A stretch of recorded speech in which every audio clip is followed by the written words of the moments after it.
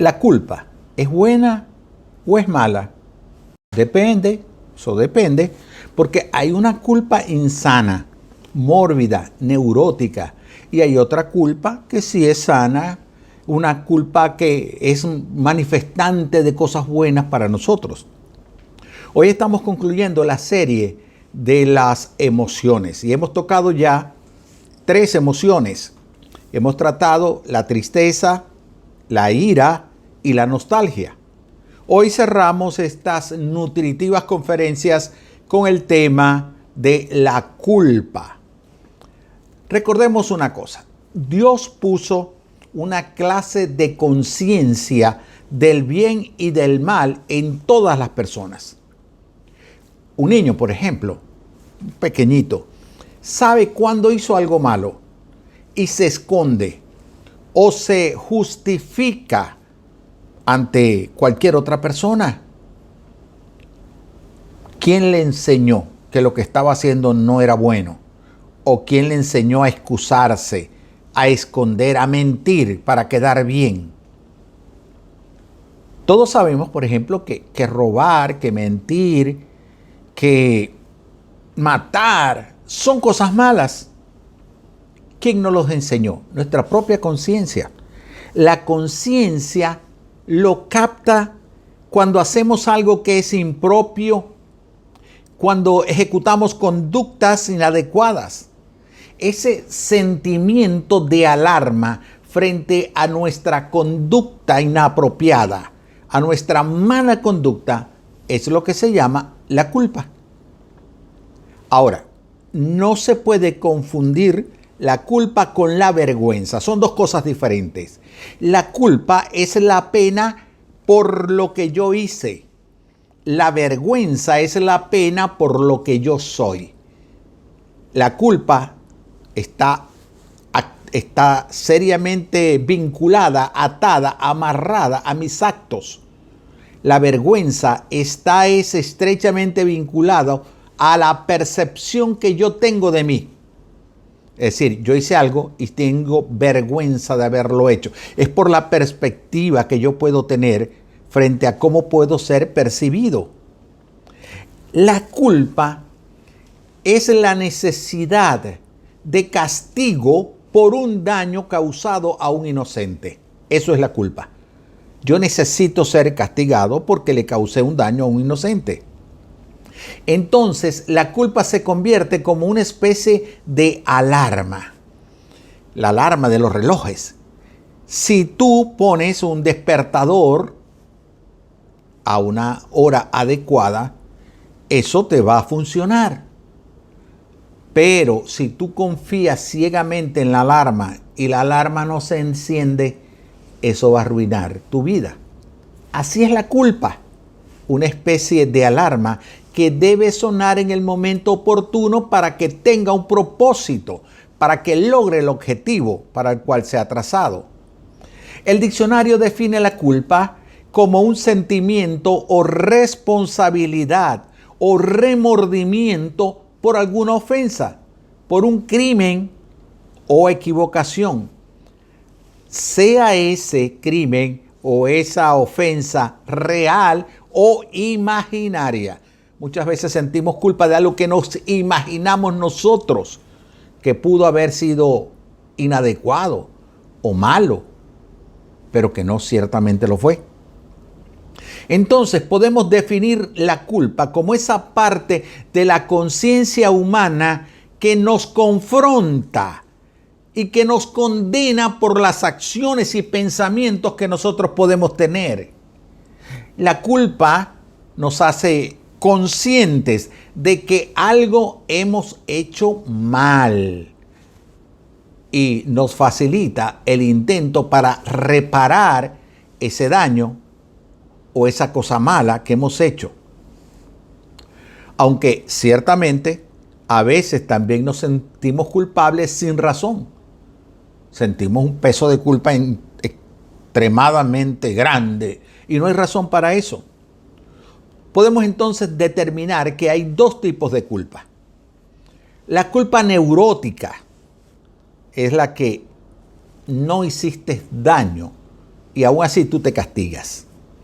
Te autoflagelas emocional y hasta físicamente, culpándote por algo que no eres responsable, algo de lo que tú no eres responsable.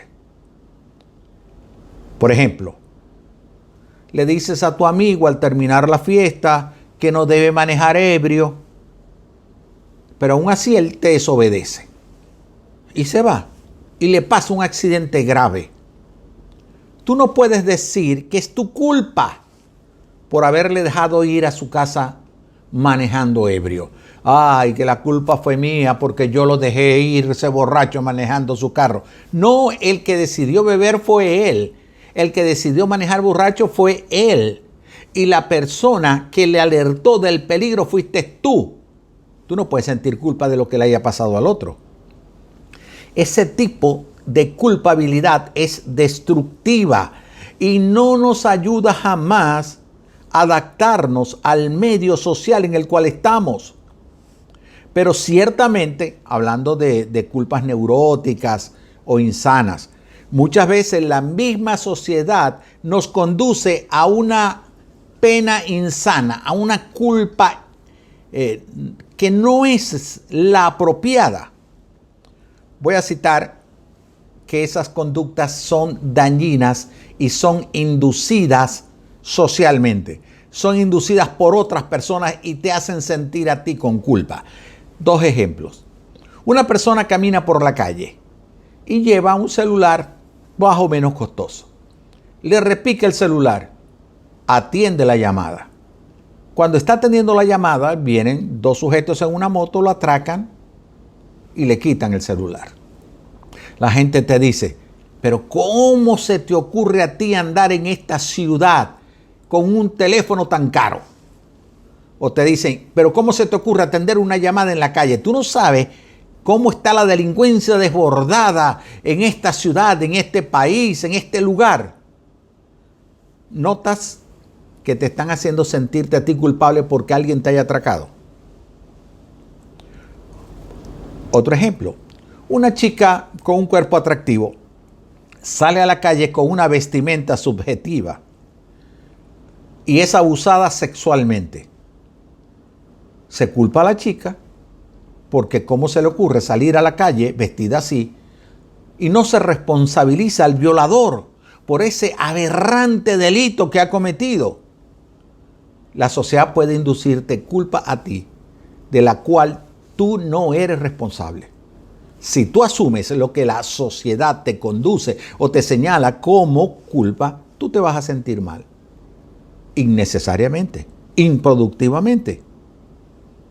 En esta sociedad en la cual nosotros estamos viviendo, muchas veces la responsabilidad del victimario es pretendidamente colocada en la víctima.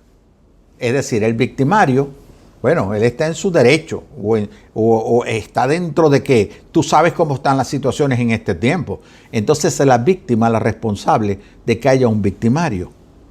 Yo creo que esa es una perversa manera de ver la vida. Pero esa es la culpa insana. Hablemos de la culpa verdadera, la nutritiva. La culpa verdadera es cuando hago algo que me daña o que daña a otras personas. Mi conciencia me dice, estuviste mal el día.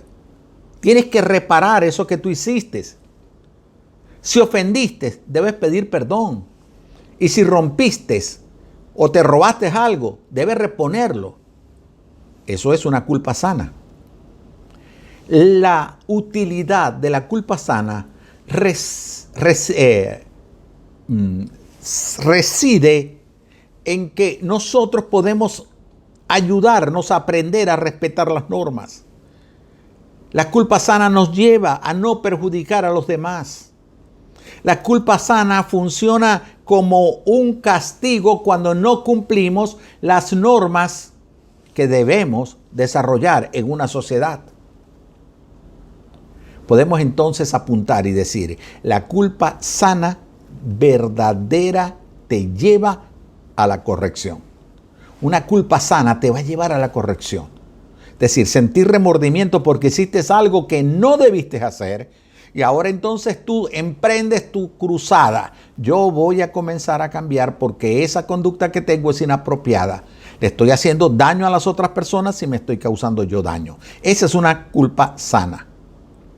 Es decirle a tu ser querido, te ofendí, te maltraté verbalmente y yo entiendo que obré mal. Deseo que me perdones y prometo que no lo voy a repetir. No lo voy a volver a hacer. Esa conducta no la volverás a ver. Eso es una culpa sana. Es una culpa nutritiva porque te va a conducir a la reparación del daño a través del perdón y a la corrección al decidir no vuelvo a hacer eso.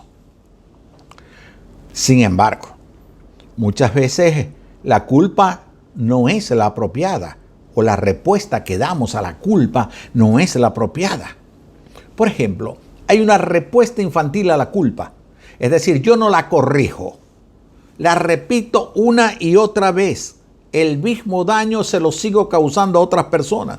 Es como aquel niñito que tiende a estar mordiendo a los otros niñitos de su edad. Él no tiene culpa, entre comillas. Él no entiende lo que es la culpa y repite esa conducta. Hay personas que son así.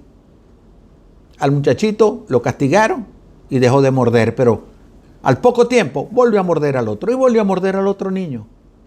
No sintió culpa, no hubo corrección, no hubo restitución del daño que pudo haber causado. En cambio, el adulto se lamenta y no repite la conducta. Entonces, frente a la culpa, podemos actuar como los niños o como las personas adultas. Dios se preocupa por todas nuestras emociones y Él quiere ayudarnos a conservarlas de manera sanas. Hemos visto en las semanas anteriores cómo Dios obra para darnos una equilibrada salud emocional, para que podamos manejar adecuadamente nuestras tristezas, la ira, el enojo, la bronca, como dicen los mexicanos, y también cómo aprender a manejar la nostalgia. Como estrategia para poder desarrollar una culpa sana, Dios nos dio sus mandamientos y nos dio sus pautas y preceptos para que pudiéramos llevar una vida sin culpa neurótica. Es decir, no hay por qué sentirnos mal por cosas que hagamos, porque ya Dios nos dijo qué podíamos hacer y qué no debíamos hacer. Tal vez hay una pregunta que todavía está rondando en tu mente y que no he respondido. Hay personas que no sienten culpa. Es verdad, sí las hay. Claro que sí las hay. Hay personas que carecen de ese sentimiento. Los pudiéramos llamar sociópatas, amorales, psicópatas, ya que por carecer de culpa no presentan un verdadero arrepentimiento y por tanto no hay un cambio de conducta. Son el tipo de personas que siempre justifican lo que hacen o que culpan a las otras personas por el daño que ellos mismos causaron. La madre que le dice a la hija, no le hables a tu papá cuando llegue borracho. Tú sabes lo violento que se torna cuando está tomado. Entonces ahora la hija es la responsable de que el padre sea un borracho, de que sea violento y que llegue a maltratar a la familia. Los que no sienten culpa son sumamente manejadores de las emociones de los otros y saben aprovecharse muy bien de ellos. Es decir, me ama y yo me aprovecho de ese amor que me tiene para maltratar, para descalificar, para ofender, para humillar. Ese es el tipo de persona que incluso puede llorar, puede decir, oíle bien, puede decir que se arrepiente, pero el dolor es por algo que desea y no lograron, no porque exista verdadero deseo de reparación. O sea, llora porque descubriste que te hizo daño, te enteraste que se está aprovechando de ti. Entonces llora por eso, pero no de arrepentimiento. O por ejemplo, el marido o la esposa que le es infiel, ¿qué hace? Culpan a la persona de la infidelidad. Es que tú eres responsable. Es que a ti no, yo no puedo compartir tiempo contigo, tú no me complaces, tú no te vistes bien, tú no me halagas, tú no me atiendes. Es decir, te causan un daño con la infidelidad y además de eso pretenden culparte a ti del daño que te causaron. No es bueno manipular a las personas, conduciéndolos a declararse culpables por el daño que nosotros hemos cometido. Me parece que es la bajeza más grande que puede haber. Causar un daño y culpar a la otra persona del daño que nosotros mismos le pudimos haber causado. Es bueno entonces cuando el sentimiento de culpa, cuando nos avisa que tenemos que arreglar algo con nuestra conciencia. Cuando la culpa te dice, epa, tienes una conciencia y la conciencia te está diciendo, tienes que arreglar eso. Ahora, ¿por qué hay personas sin culpa o manipuladoras de nuestras culpas? Manipuladoras. ¿Por qué las hay? ¿Por qué hay personas sin culpas? Un autor dijo que la saturación del pecado hace que la gente se haga insensible al daño que hace a las otras personas. Está esa persona tan llena de pecado, tan cautiva del pecado, tan esclava del pecado, que se hace insensible ante el daño que le ocasiona a otras personas. Por eso Pablo, el apóstol, él alerta a Timoteo y le dice que hay un tipo de personas que son insensibles a la maldad y que por eso no se sienten culpables de nada, que no sienten culpa al hacer daño a las otras personas. Al escribirle una carta, le dice al joven ministro Pablo le dice a ese joven ministro, ahora bien, el Espíritu Santo nos dice claramente que en los últimos tiempos algunos se apartarán de la fe verdadera y seguirán espíritus engañosos y enseñanzas que provienen de demonios. Estas personas son hipócritas y mentirosas y tienen muerta la conciencia.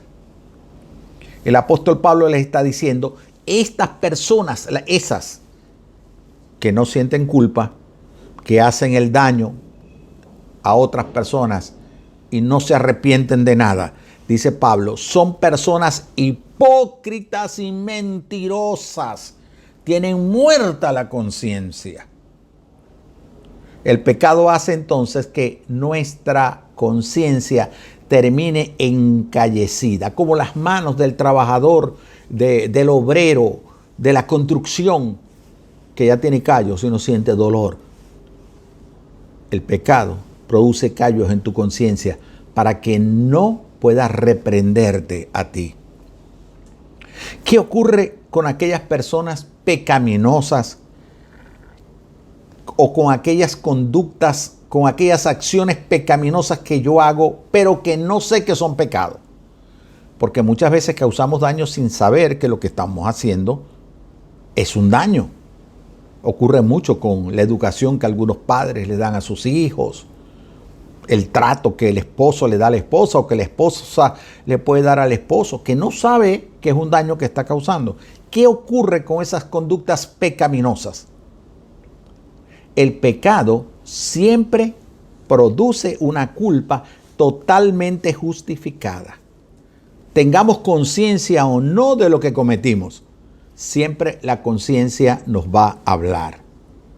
No es como dicen algunos, que la religión te coloca una carga, te coloca una culpa malsana, te hace sentir mal por cosas que tú debieras hacer o que pudieras hacer, o de las cosas que dejaste de hacer. ¿Y por qué te vas a sentir culpable?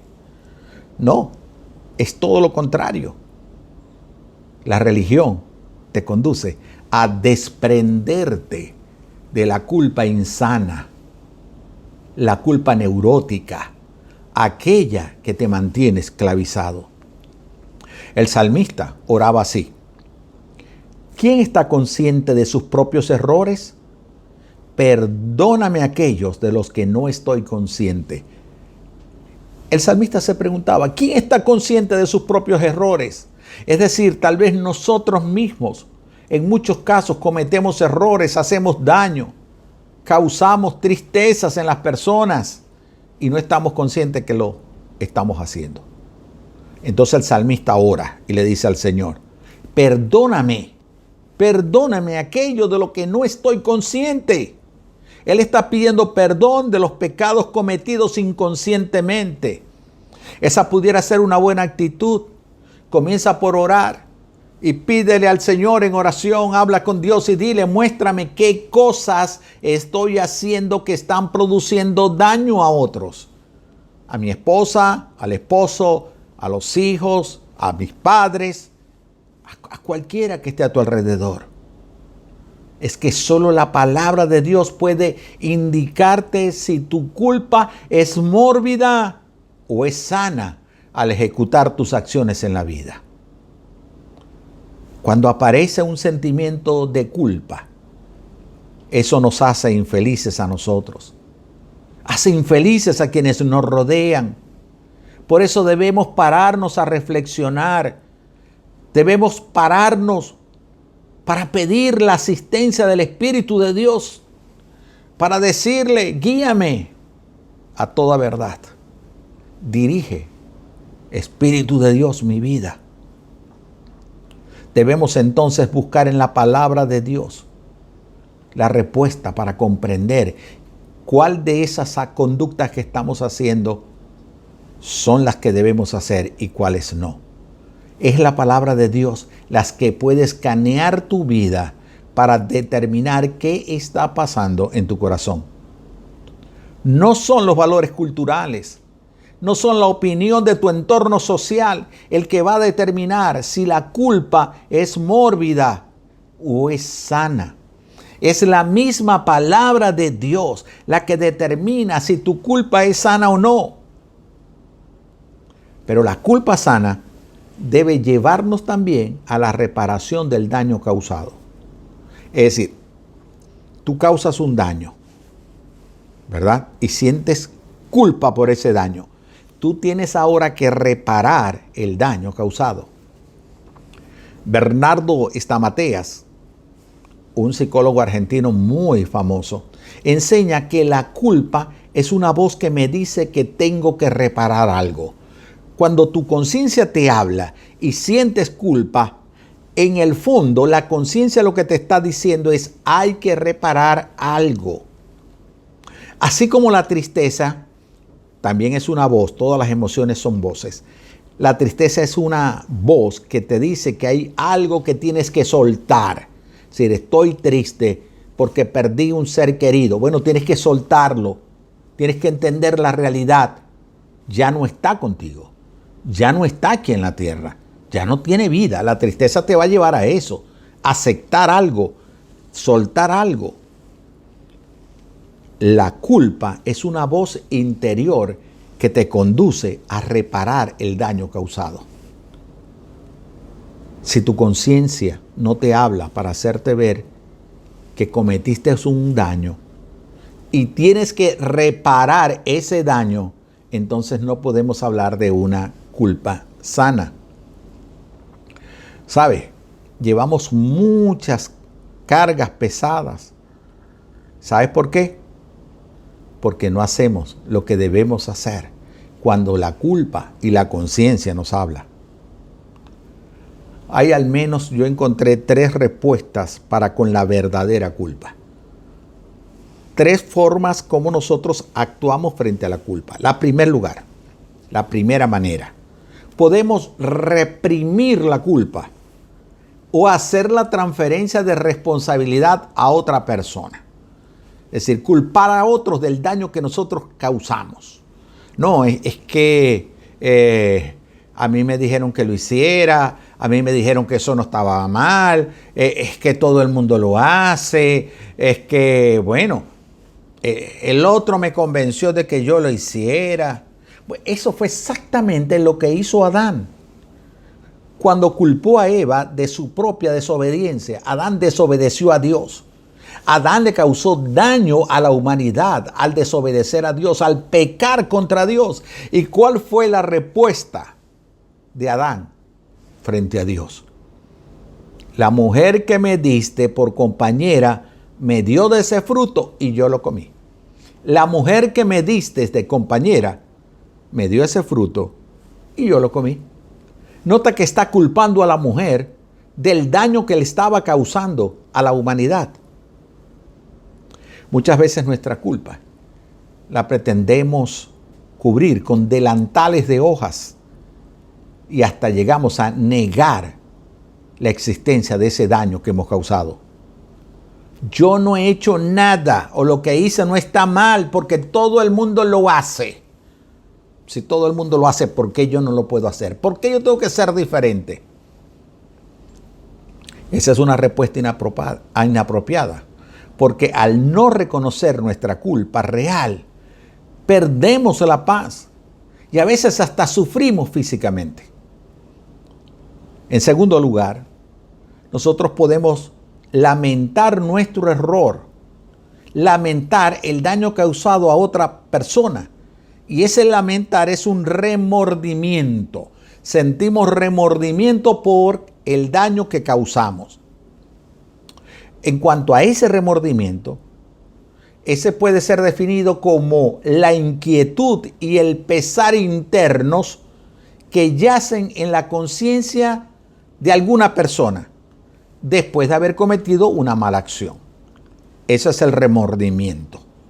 Es decir, siento pesar por haber cometido una mala acción.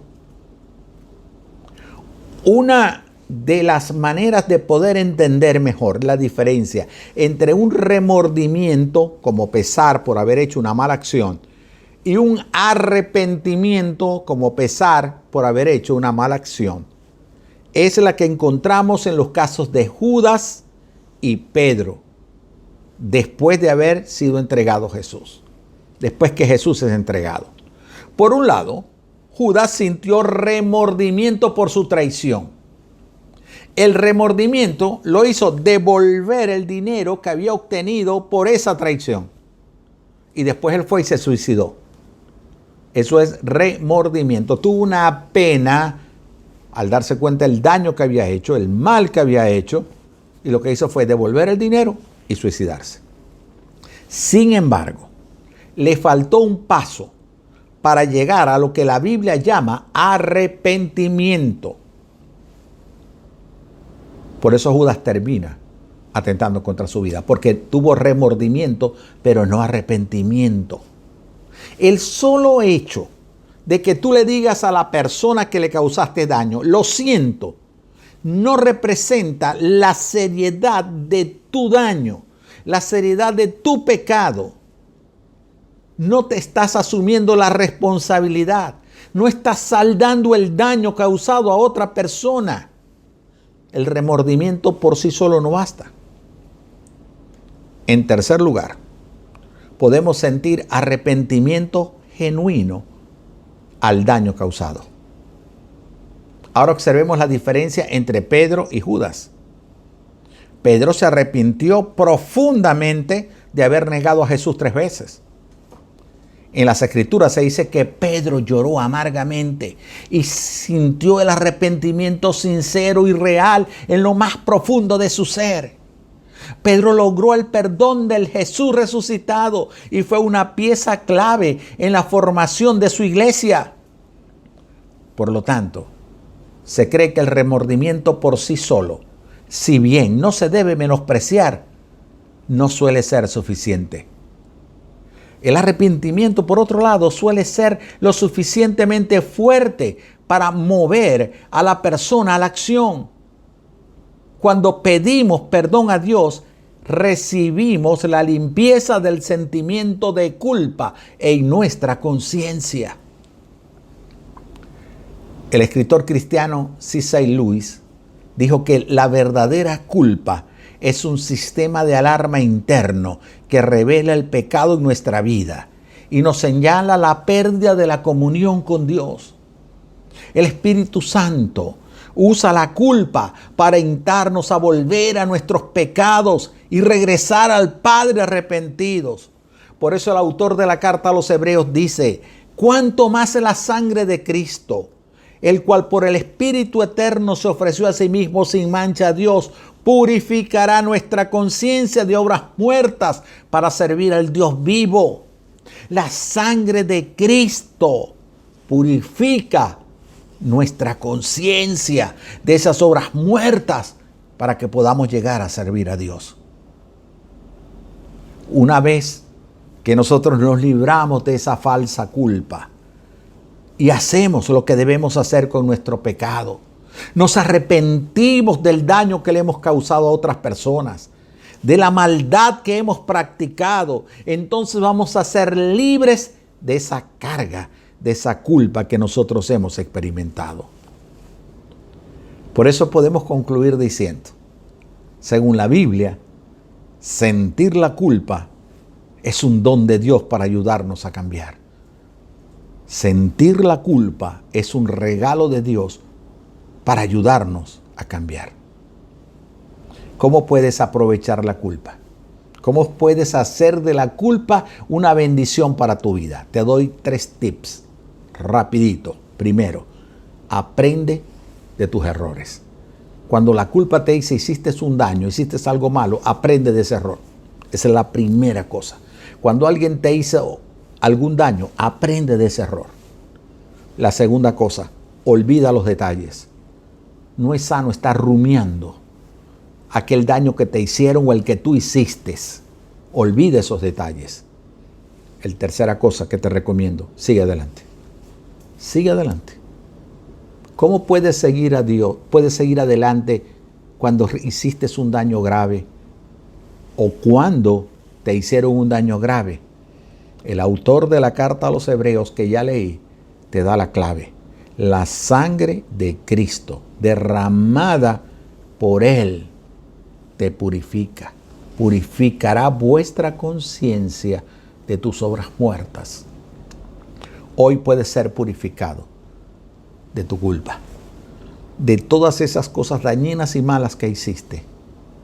¿Cómo puedes hacerlo? Yendo a la cruz de Cristo.